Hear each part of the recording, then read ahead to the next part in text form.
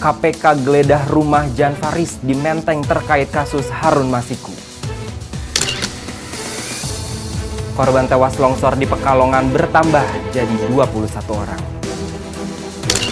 Erick Thohir panggil bos BUMN Transportasi, minta harga tiket tak naik saat Lebaran 2025. Wamenlu tegaskan Indonesia tak bisa terima relokasi warga dari Gaza.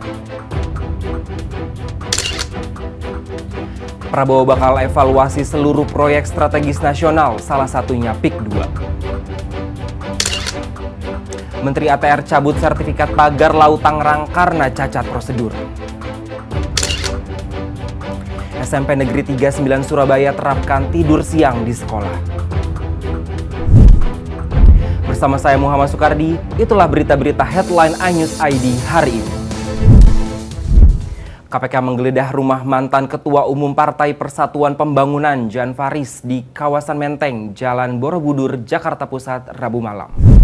Juru bicara KPK Tessa Mahardika Sugiarto mengatakan penggeledahan tersebut terkait perkara dugaan suap pengurusan pergantian antar waktu anggota DPR yang menjerat Harun Masiku. KPK mencari bukti tambahan dari rumah Jan Faris yang juga mantan anggota Dewan Pertimbangan Presiden. Proses penggeledahan berlangsung sekitar 5 jam. Penyidik KPK keluar dari rumah Jan Faris sekitar pukul 1 dini hari dengan membawa 3 koper. KPK diketahui masih mengusut kasus dugaan korupsi pergantian antar waktu yang menyeret nama Harun Masiku. Kasus ini dimulai pada 2020 silam. Terbaru, KPK menetapkan Sekjen PDIP Hasto Kristianto sebagai tersangka. Hasto dinilai ikut terlibat dalam perkara suap ini dan merintangi penyidikan. Tim SAR gabungan kembali menemukan satu jenazah korban longsor di Petung Kriono, Kabupaten Pekalongan, Rabu kemarin. Hingga Rabu malam sudah 21 korban tewas akibat longsor yang berhasil ditemukan. Korban kedua satu bernama Taadi, ditemukan di aliran sungai yang berjarak sekitar 1 km dari titik longsor. Korban sebelumnya dilaporkan hilang saat berteduh di kafe kawasan Petung Kriono. Dan Dim Pekalongan Letkol Rizky Aditya mengatakan saat ini pencarian 5 korban hilang juga terus dilakukan di lokasi longsor dan sekitar sungai tak jauh dari lokasi bencana.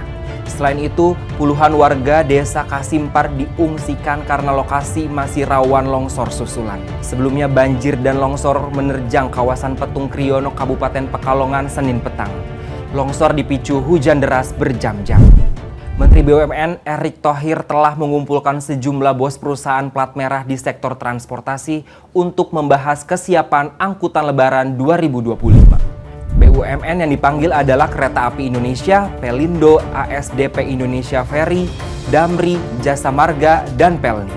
Erick dalam keterangannya Rabu kemarin meminta perseroan tersebut tidak menaikkan harga tiket moda transportasi baik darat, laut, dan kereta api selama angkutan Lebaran tahun ini. Selain itu, Erick juga mengumpulkan BUMN di bidang aviasi dan pariwisata. Perusahaan tersebut diantaranya PT Angkasa Pura Indonesia alias Injourney Airports, Garuda Indonesia, Citylink, dan Pelita Air. Terkait penurunan harga tiket pesawat, Erick mengaku masih akan dibahas dalam rapat terbatas bersama dengan Presiden Prabowo.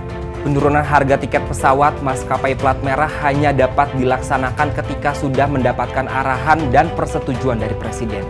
Kendati begitu, dia memastikan kesiapan teknis saat masa angkutan Lebaran 2025 mulai dilakukan oleh Injourney dan maskapai penerbangan BUMN.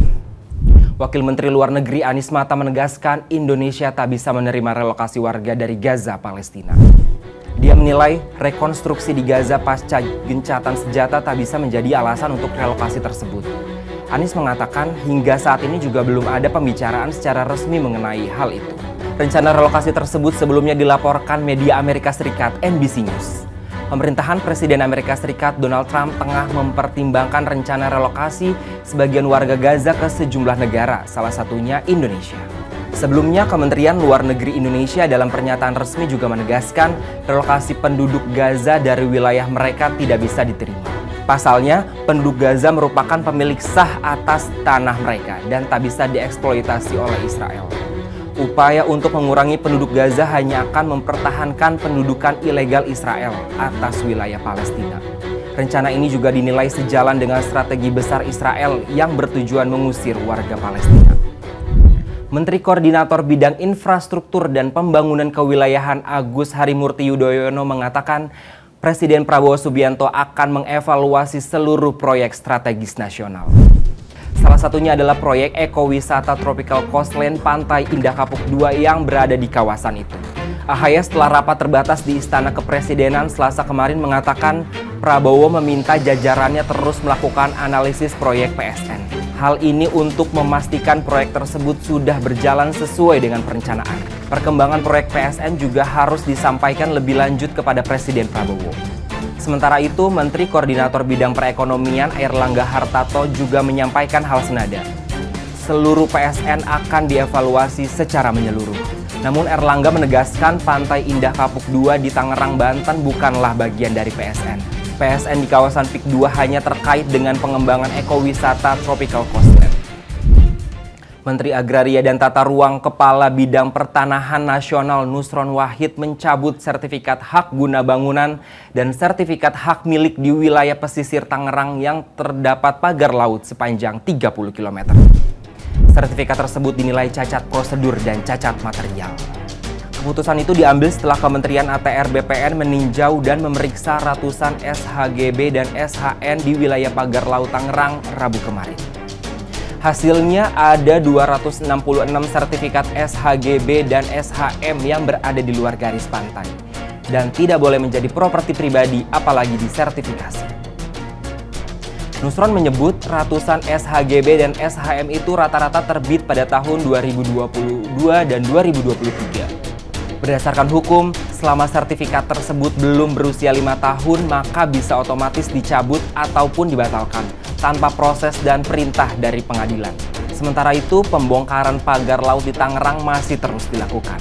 Direktur Jenderal Pengawasan Sumber Daya Kelautan dan Perikanan Kementerian Kelautan dan Perikanan Pung Nugroho Saksono mengatakan seluruh pagar laut ditargetkan selesai dibongkar dalam waktu 10-15 hari ke depan. Rekaman video siswa SMP Negeri 39 Surabaya tidur siang di kelas viral di media sosial. Para siswa tidur di lantai beralaskan kain yang dipisahkan antara siswa laki-laki dan perempuan. Sebelumnya para siswa sudah membawa bantal masing-masing. Seorang guru tampak duduk sambil mengawasi para siswa agar benar-benar memanfaatkan waktu tidur siang. Kepala SMP Negeri 39 Surabaya, Rini Aswinarti menjelaskan tidur siang mulai diterapkan secara resmi pada Rabu kemarin setelah melalui tahap uji coba. Program ini disambut positif para siswa. Tidur siang diharapkan memberikan waktu istirahat yang cukup bagi siswa sehingga mereka bisa kembali segar dan fokus saat belajar. Program ini juga diyakini berkontribusi pada kesehatan mental siswa. Demikian berita-berita headline iNews ID hari ini. iNews ID cepat terpercaya.